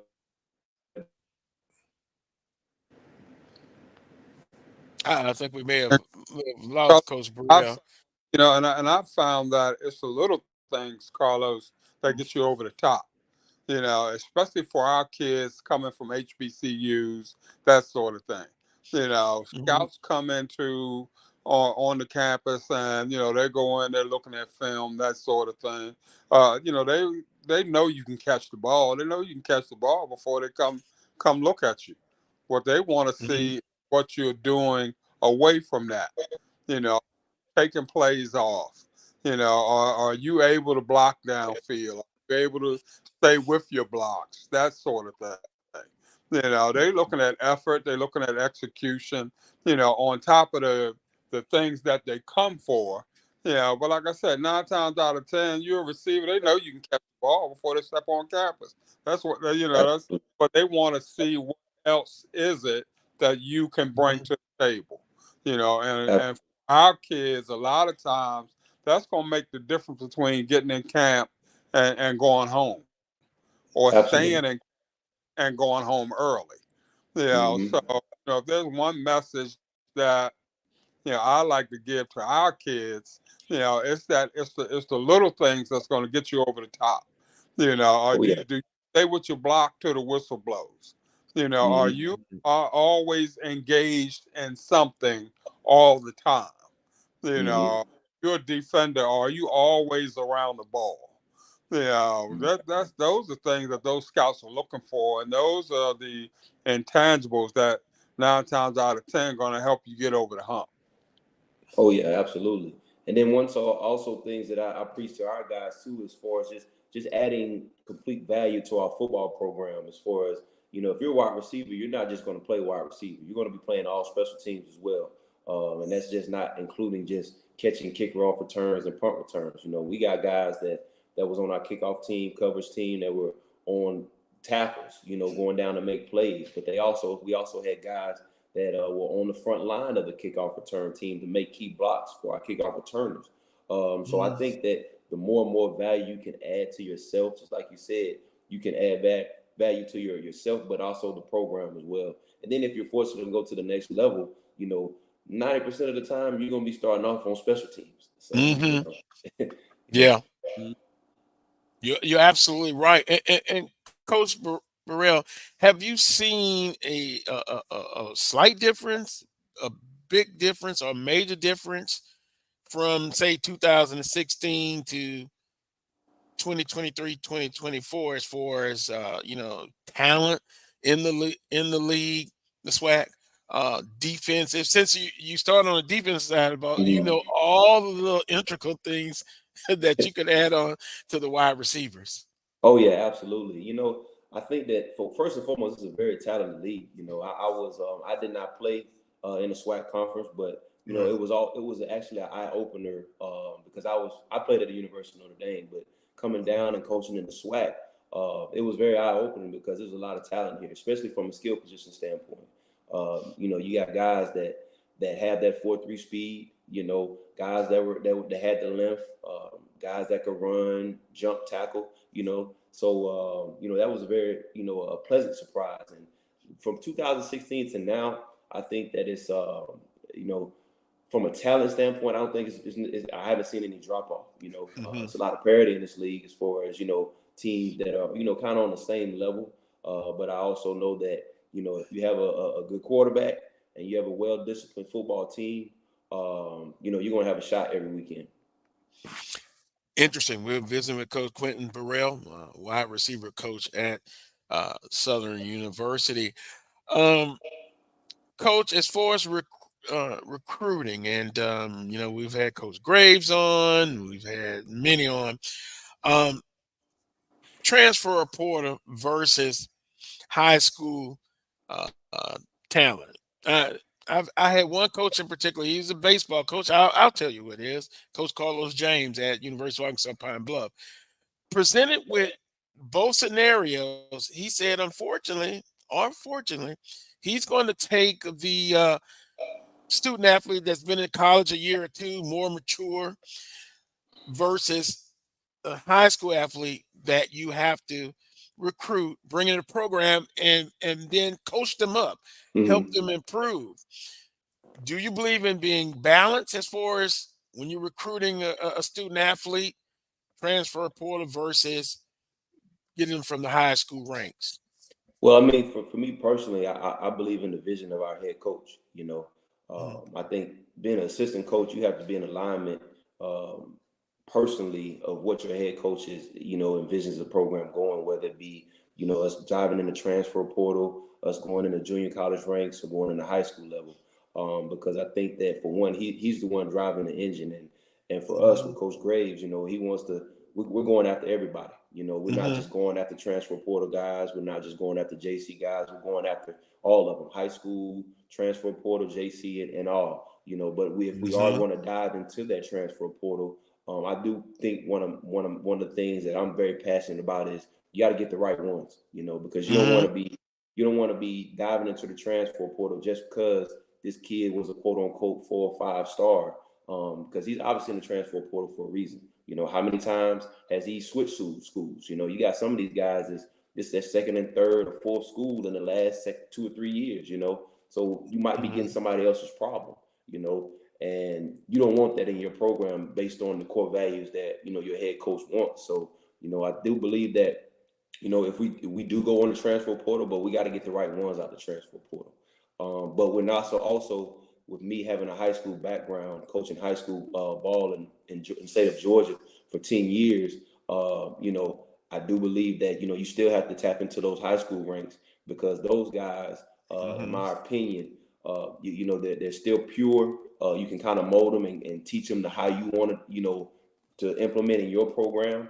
And then they're a lot hungrier now too, because they know they're on the back burner as well. So you're going to get a lot of great high school kids that might have gotten overlooked that you probably might have not have had a chance to within probably 5 or 7 years ago.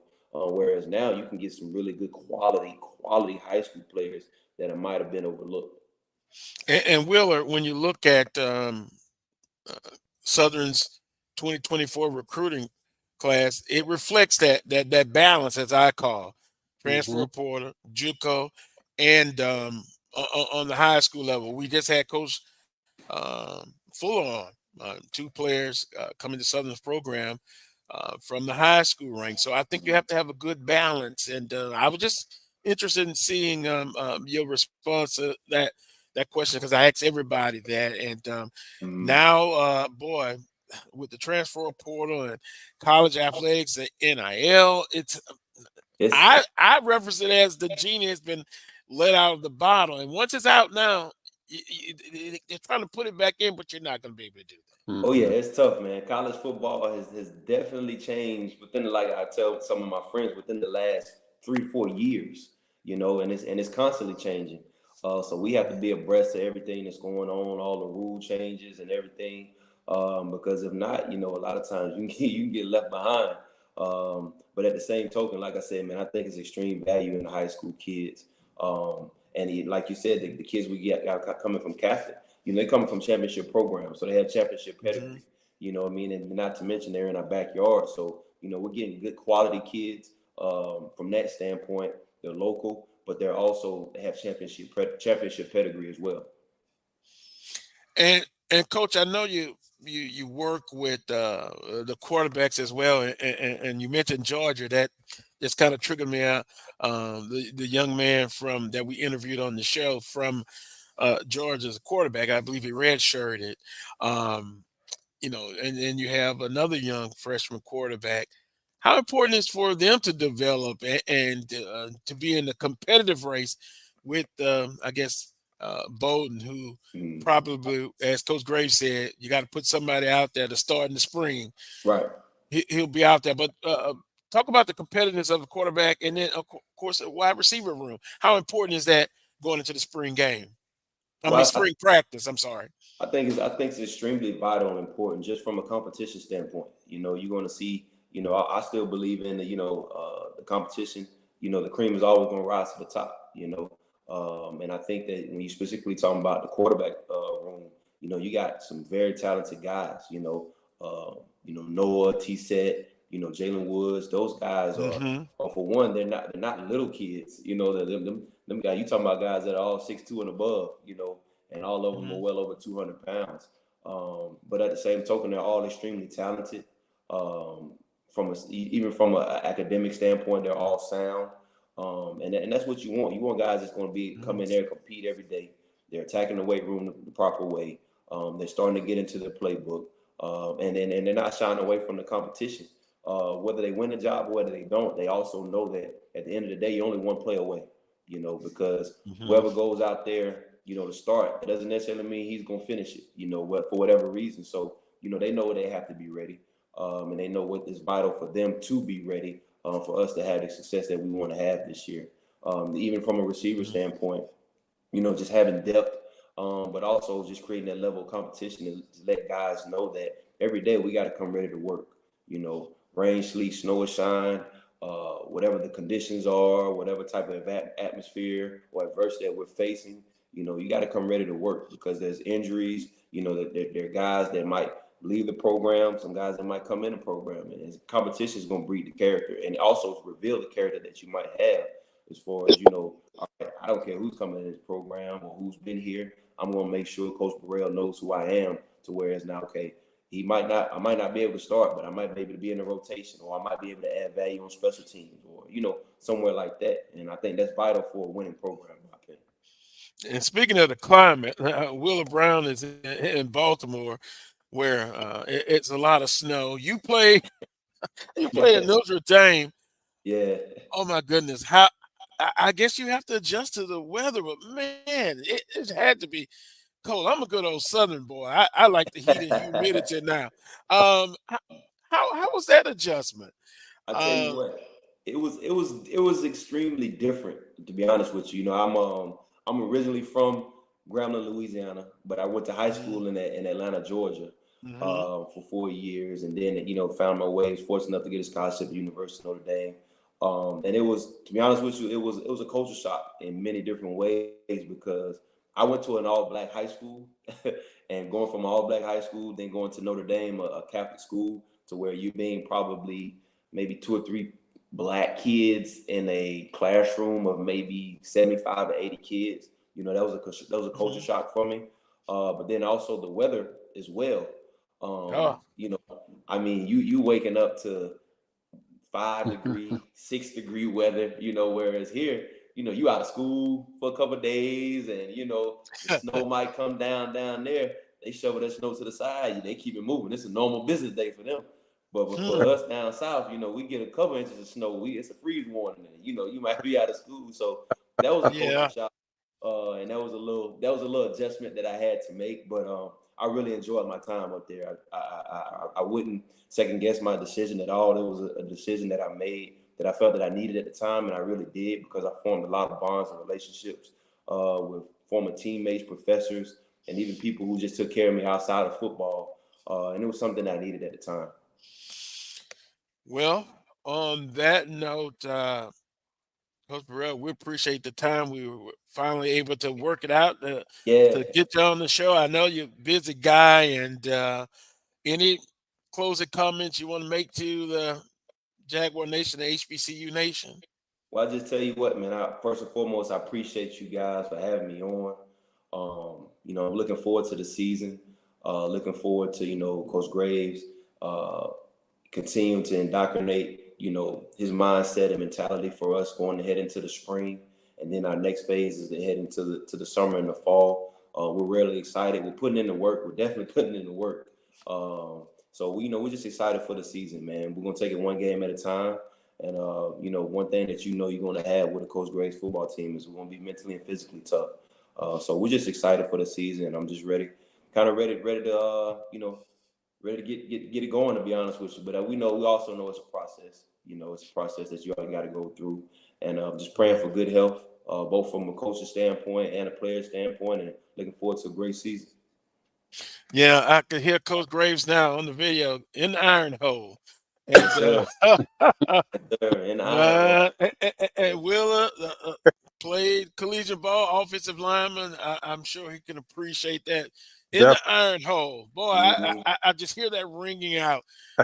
Coach Graves, you got to love him and the entire staff. Absolutely. Have a great weekend, Coach Burrell. We appreciate it, and look forward to talking with you again. Oh, thank you, man. Appreciate you. Go Jags. All right, go Jags. Willa, Coach Graves says in the iron hole. Those are some of the things that it's important. Yeah, it is. No doubt about it. Football, pretty much, and all sports, it's a year-round conditioning. And it's got to be. Both from the mental and the physical standpoint. Yeah, it's got to be. It's got to be. Always has been, and I believe it always will be, if you're going to be good. Yes, sir. On that note, I want to thank Coach Fuller, who joined us on the show, head football coach at Catholic High School. Of course, Charles Edmond and his champ. Willa, Charles says Alcorn basketball, don't give up on them yet. They will be heard from. I think they've been the most disappointing team so far on the men's side, but hey, they could turn it around. they lost some scores and stuff, but we appreciate Charles. Coach Pettaway joined us. Also, Coach Burrell, and of course, you, Willa. Quickly, Willa, we got less than a minute. Closing comments, sir. Take us out. I'm a big proponent of Bill Parcells. You know, it always says you are what your record says you are. Yeah. Well, yeah. And what you do in October and November, basketball wise, has no say so come February and March. So the teams that our schools beat, during the guarantee game period, that sort of thing. It was all well and good back then, and got a lot of kudos for it back then.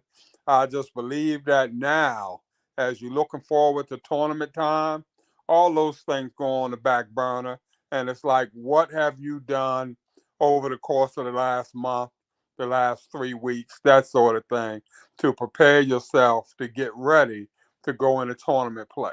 That's what's going to tell the tale of the tape.